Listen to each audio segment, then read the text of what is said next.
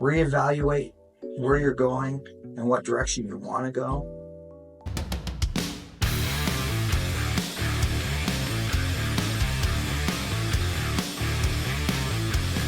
All right. What's up, my peeps? Good day to you. I've done a bunch of different videos so far, and the traction's been kind of all over the place. Some things I think really resonate with people, and other things not necessarily. And what I've discovered is there is no way to appease the YouTube gods.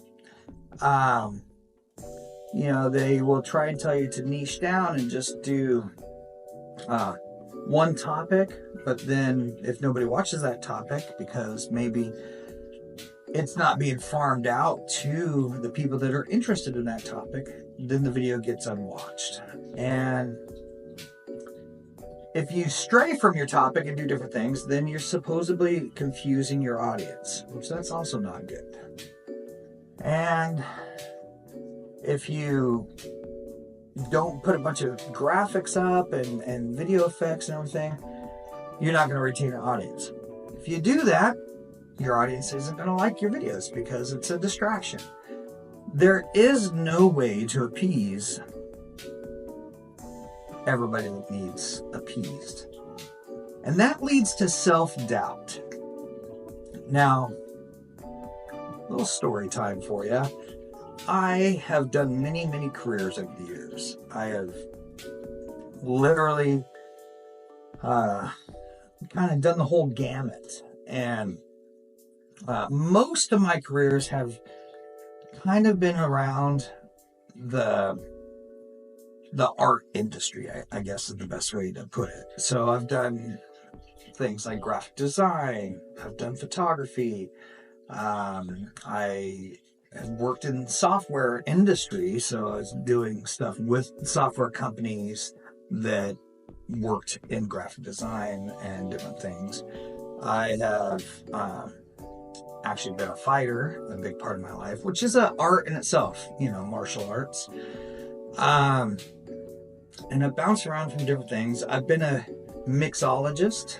I owned a bar and I made a lot of artistic drinks, and I've been a DJ in that bar, and you had to be very artistic with your music. Speaking of music, as you can see, I have some guitars on the walls, and I love music. I usually will have a band shirt of some sort. Today it's country music. I love Chris Stapleton. Not sponsored. But long story short, I've done stuff in the creative fields for many, many years, most of my life. And I've never really had doubt in my abilities. In fact, quite the opposite. I probably had too much faith in my abilities or the abilities that I was going to obtain. And that is until now. So you fast forward like 30 years of me doing photography, and I have more self-doubt now than I have in my whole time doing photos and creative endeavors. And so I thought I'd just tune in and do a little video, no pizzazz, just kind of a talking heads video, and give you a little insight into what's going on in my brain and why I'm now having more doubt than I've ever had in my life. Going back in time to when I was just a little kid, my little kindergarten teacher actually wrote, I still have this actually, I wrote this little thing up about how I'm very hands-on, very good physically and this and that, but I'm not really talented when it comes to art. I'm not good with a crayon. I'm not good with paintbrush and stuff like that, but I am good at very athletic things. I was like 4 or 5 years old when that was written about me. funny thing is in that same amount of time, my mom started doing photography. She started doing some classes on the side. She got a Pentax K1000, which I actually have now, which I've talked about in another video. But I was her little model. So as far as artists go, I was her model, and I rocked it. In that process, I was simply amazed that she had this device, and she would snap my picture, and then, you know, a week later or whatever, she'd get the film back, and there I was, magically on this piece of paper, and it brought back those memories of me posing. Now, fast forward several years, I can remember the write-up of the teacher saying that I'm not very talented. So I started really taking up as much art classes in school as possible. I did a little bit of photography with my mom until her camera got stolen. I did less physical stuff because I actually was very accident prone. I went head first. I did art. Had no doubts, even though I had people that were saying, you know, this is probably not what you should be doing. I even had family members, like my dad, for instance, that had no faith in art. He had no interest in art. When I was, you know, about middle school age, and I was drawing all the time and doing artistic things, there was a lot of doubt that was, you know, cast on me. But I never let it faze me. Never. I even had my stepbrothers at the time who were battling drug addictions and different things. They got purchased for them a Pentax K1000, the same camera that my mom took pictures of me years ago. I had expressed I wanted something like that, but I never got that. And it is what it is. That's how life goes. But to try and convince my stepbrothers to, you know, get a hobby, they invested in them, and they did nothing with it. I never got a camera, but was infatuated with art, and I never let anybody stop me from really moving on with my desires to become an artist. By the time I was about 15, I went to a college prep thing at the University of Oregon called Upward Bound. Had a lot of stuff for poor kids. I came from a very poor family, and it was a very encouraging experience because I had this wonderful older black lady that was one of the counselors. She was convinced that I was going to be someday on the silver screen. If you don't know what the silver screen is, that's the movie screen. She thought I was going to become an actor or something. And I told her, I was like, I'm not really interested in that. I want to take pictures, and I want to maybe make movies someday. That same summer, I was taking a photography class and using a Pentax K1000. Ironically enough, that camera endured the test of time. And I just got one last year, over a 40-year period, 50-year period. That camera is still around. You can still get them. But her love for her students and ability to uplift people by, encouraging was amazing.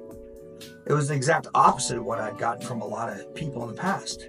That actually gave me a lot of drive to go and do even more with art. I was drawing my friends' pictures, everything from dragons to big muscle characters and comic book stuff. And I was taking pictures with school equipment. I was delving into everything artistic I could. But through life, I had to be responsible. I was shortly after that, I moved out on my own, and I have kept going. I kept just grinding. And most everything I've done has been around the artistic elements of my life, at least. And so never did I have any doubt that you could do it. I remember hearing from a very young age that if you put your mind to it, you could do anything. And I believed that. And I still believe that, let me tell you. But it's harder and harder the older you get. You get ingrained into these patterns of failure a lot of times that will give you doubt. Now, failure is a big part of life. I mean, if you fail, you will learn. If you don't fail and everything's handed to you, you're not going to learn. And then when you fail, you probably won't even learn from that failure because you're so used to just having the world handed to you. As an adult, I kept doing artistic things. I was doing graphic design, working for a big Fortune 500 software company. One of the products I supported was specifically for graphic designers, keeping me right in that lane, keeping me in that direction. Even though the company I worked for, software that they made was for artistic people. So fast forward even further, I go and open up my own nightclub. I get to flex my artistic abilities with making drinks, mixing music, having bands come in and play. And I was surrounded with artistic people, all trying to make it. Or some time passed, and unfortunately that dream came crumbling down because of some bad people that were involved. What did I do after that? I went right back to doing graphic design. And at that time, digital photography was just starting to really become a thing. And my wife and I went and bought this little Canon camera. I can't remember the model number now. It was probably only a couple megapixels. And I was using that I created a magazine that was monthly. I did graphic design for people, photojournalism stuff, so on, etc. I was back at it, baby. Time goes on. Time goes marching on. Other opportunities came about. Tattooing became a very, very popular artistic expression. It went from being underground to very mainstream. And I'm one of the people that helped make that happen. I saw the writing on the wall that this was now being accepted. And I thought, well, I've drawn my whole life. I've done art my whole life. Even though people say that I shouldn't, I did it. And so I went and tried to become the next big tattoo artist. Along the way, trying to get an apprenticeship, everybody I talked to said, stick with what you're good at, kid. Just do your graphic design, your photos are great. I wanted to delve right into this new world that was new to me, at least, and be the best at it that I could. Unfortunately, I put photography on the back burner and went headfirst into that. I learned everything I could. I won every award I could. I got published in magazines. Even asked to be on a TV show at one point. Fast forward even further, 20 years fly by just miraculously. The world of photography was always there for me. Even though I wasn't doing it full time, it was what I went to get my enjoyment. Through some tragedies that happened, I decided I didn't want to be a tattoo artist anymore. And I really just wanted to take pictures. Now, I didn't stop taking pictures over the last 20 years. I never stopped. But it just wasn't in the forefront. It wasn't the main thing that I was trying to accomplish. I was trying to make sure my family ate, I was trying to make sure that we could take a vacation once in a while. I was trying to put my needs behind everybody else's. What do I need? I need that fulfillment of creation. And yeah, tattooing, you're creating stuff for people, but it's not the same as like coming, directly from your head out to, whether you're a painter, or some other artist, or in my case, a photographer, creating something from seemingly nothing. My wife and I talked quite a bit extensively about me making these changes, and I went for it because I've never been scared to really chase my dreams, or the dreams that would make, my family have food on the table, or make me have a nice car, or so on, etc. Coming from a poor family and then being able to turn things around and be pretty successful was a big deal. Giving all that up, which may or may not, the jury's still out, have been a good idea, has given me self-doubt. Like no time in my life. I've never had a problem believing I could do something. But somewhere along the way, with everybody somewhat selfishly wanting me to still be a tattoo artist, even though it kind of goes against my core feelings, I have everybody saying, well, why don't you just do it part-time? Why don't you do this? Why don't you put your aspirations on hold until it's a better time? But what people don't realize is, and I have to continually tell myself this, is I have been putting those aspirations on hold for so many years. Almost 30 years, really.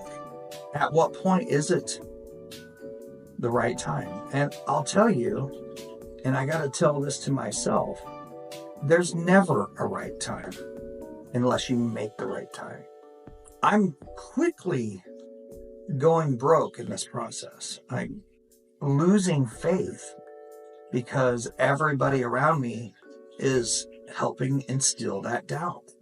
And I have to do some soul searching. I have to really find out the why. Why am I so enamored by photography? Why am I so appalled by doing a different career? Why am I still here on this planet, And all those things both give me self-doubt and give me drive. And it's a battle, Sometimes I wake up and think I'm going to accomplish the world, and then I will have one person make a comment and I'll let it affect me. And it's me letting that affect me. And I think that this is one of those things that you may or may not encounter with your passions. So you may not be interested in photography, and that's fine. You may be more interested in guitars. You may be more interested in drawing. You may be more interested in macrame. I don't know. You may not have any interest at all, and you're just searching for something to inspire you to get an interest. I think a lot of times my wife is that way. She doesn't know what she's interested in, and she looks for inspiration. And I want to be that inspiration for you guys, and I want to be that inspiration for me. I somehow along the way have lost that drive, that thing in my mind that says you can do anything you set your mind to. Let me say that one more time. You can do anything you set your mind to. So why do I have self-doubt? I don't know. I think it's something ingrained in us. It's stuff we see on social media. It's stuff that when you get junk mail and in your mailbox, and when you get your significant other worried that things may or may not be good. And those are all normal things. We get enamored with feelings. We get enamored with things that will make us stray from the course. And I got to tell you, I've set up a lot of things to try and make sure I got a print-on-demand service that if you like any of my photos, you can go and, say, I want this lighthouse right here. I want it on acrylic. I want it, 16 by 20. And you just punch in what you want and it does it all. And a couple weeks later, you're going to have your print. I got that set up to prove to myself and to the haters out there that somebody will want my art. It's not for everybody. I know that. Just like these videos aren't going to be for everybody. And if I just talk about photography, I'm going to lose the majority of my audience. So most of the time, I'm going to talk about my struggles or my triumphs. Hopefully, it becomes more about my triumphs and not sounding braggy than it is about my stumbles. But I will continue to stumble. That's just part of life. I am going to just talk about life experience.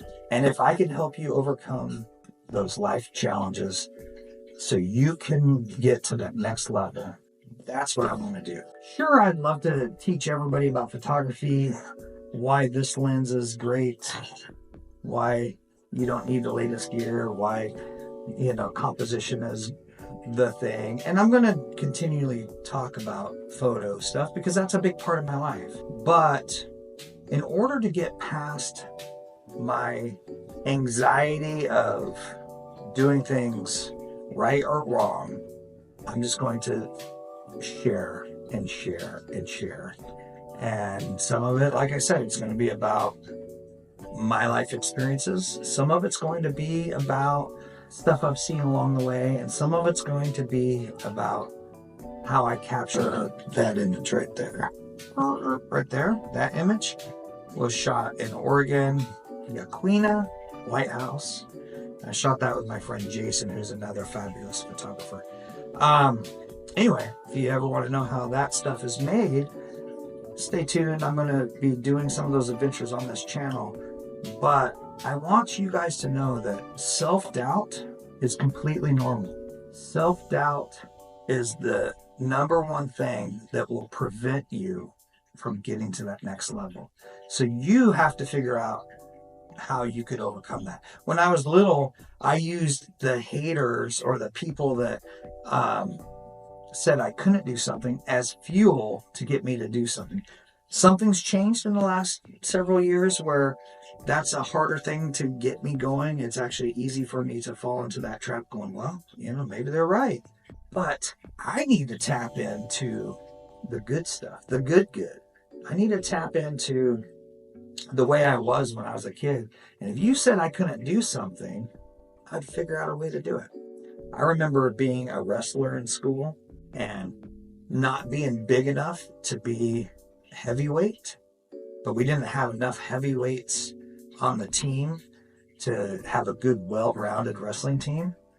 So I figured out a way to get bigger. A lot of it was just me gaining fat, but I did it so I could wrestle and be a great wrestler in that weight class. It's crazy.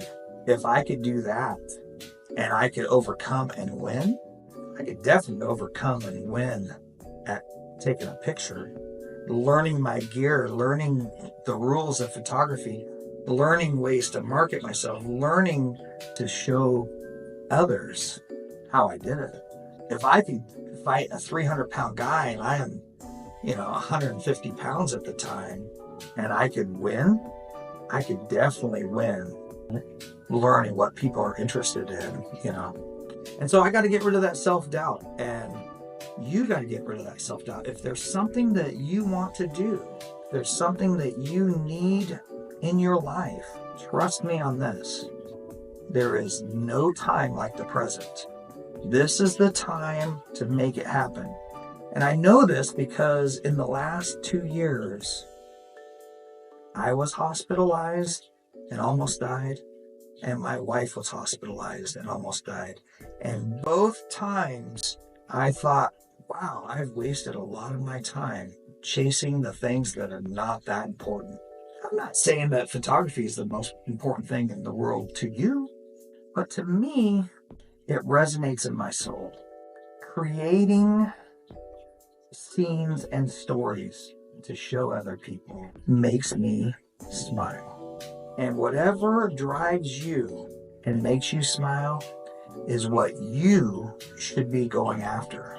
So I'm not going to quit, and I don't want you to quit. Whatever you're chasing, please take a breath. Think about all the noise around you, all the chatter. Put earplugs in. That's not going to get you anywhere listening to that. What's going to advance you to the next level is finding that drive, or at least remembering that one phrase. If you put your mind to it, anything's possible. All right, that's all I got for you today. I hope that you guys have a great day. I hope that this helps you with whatever you're going after. And, just know we're all struggling. But if you could just put the earplugs in, reevaluate where you're going and what direction you want to go, you're going to be better off. Don't quit your day job just because I told you so. But definitely go search for what makes you smile. Peace.